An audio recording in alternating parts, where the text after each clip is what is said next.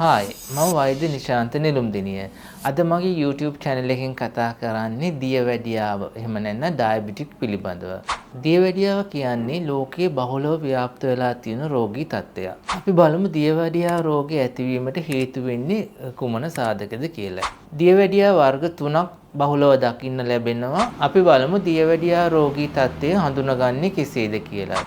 ඔබට මෙවැනි රෝග ලක්ෂණ තියෙනවා නම් පාස්ටිම් බ්ලඩ් ෂුගර් එකක් නැත්නම් පැය 10ක් निराහාරව සිට කරන රුධිර පරීක්ෂා මගින් දියවැඩියාව තත්ත්වයක් තියෙනවද කියලා හඳුනා ගැනීමට පුළුවන්.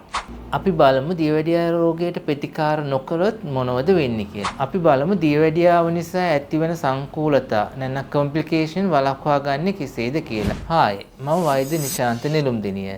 අද මගේ YouTube channel එකෙන් කතා කරන්නේ දියවැඩියාව එහෙම නැත්නම් ඩයබටික් පිළිබඳව.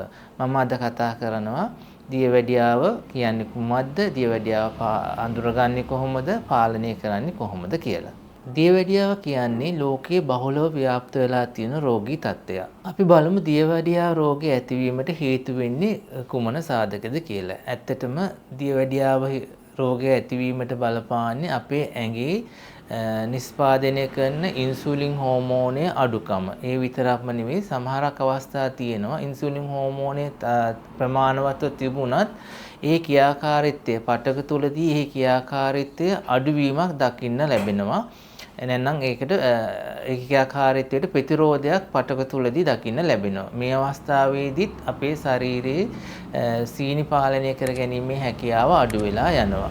ඉන්සුලින් හෝමෝනය ස්‍රාවය වන්නේ අඥාශයෙන්. ඉන්සුලින් හෝමෝනය අඩුවීම නිසා හරි ඉන්සුලින් වලට දක්වන ප්‍රතිරෝධය වැඩි වීම නිසා හරි අපේ ශරීරයේ සීනි මට්ටම ඉහළ යනවා. සීනි කියන්නේ අපේ ඇඟට ශක්තිය නිෂ්පාදනය කරන මූලිකම සංඝටකය.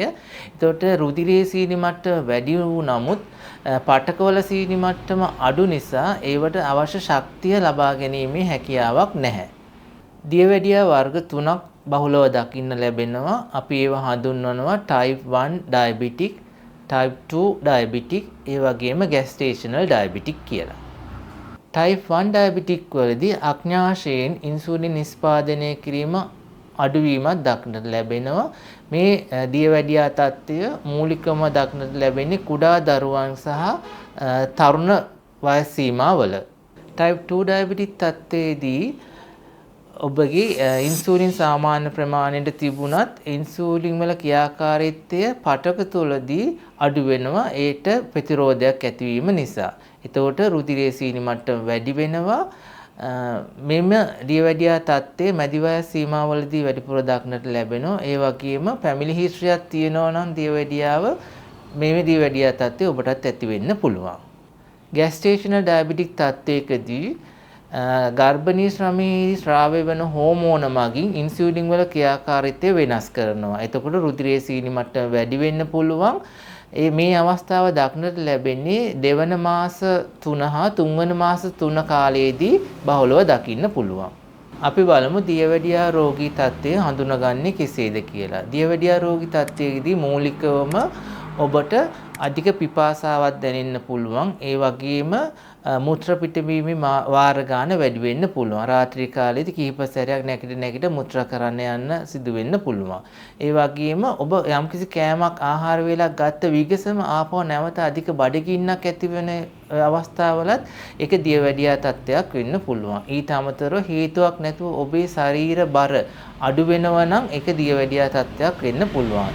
ඒ වගේම දීර්ඝකාලීනව සුව නොවන තුවාල තියෙනවා නම් ඒ වගේම ඇස්වල පෙනීම බොඳ වී යාම වගේ රෝග ලක්ෂණ තියෙනවා නම් ඔබට දියවැඩියාව තත්ත්වයක් ඇති වෙලා තියෙන්න පුළුවන්. ඔබට මෙවැනි රෝග ලක්ෂණ තියෙනවා නම් පාස්ටිම් බ්ලඩ් ෂුගර් එකක් නැත්නම් පැය 10ක් निराහාරව සිට කරන රුධිර පරීක්ෂා මගින් දියවැඩියාව තත්ත්වයක් තියෙනවද කියලා හඳුනා ගැනීමට පුළුවන්.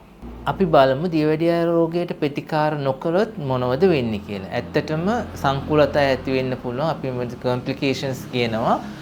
කොම්ප්ලිකේෂන් මූලිකව දකින්න හම්බ වෙනවා ස්නායු පද්ධතිය ආශ්‍රිතව. ඒ වගේම ඔබේ හදවත, ඔබේ වකුගඩු, ඔබේ ඇස් පෙනීම ඒ හා සම්බන්ධව කොම්ප්ලිකේෂන් ඩෙවලොප් වෙන්න පුළුවන්.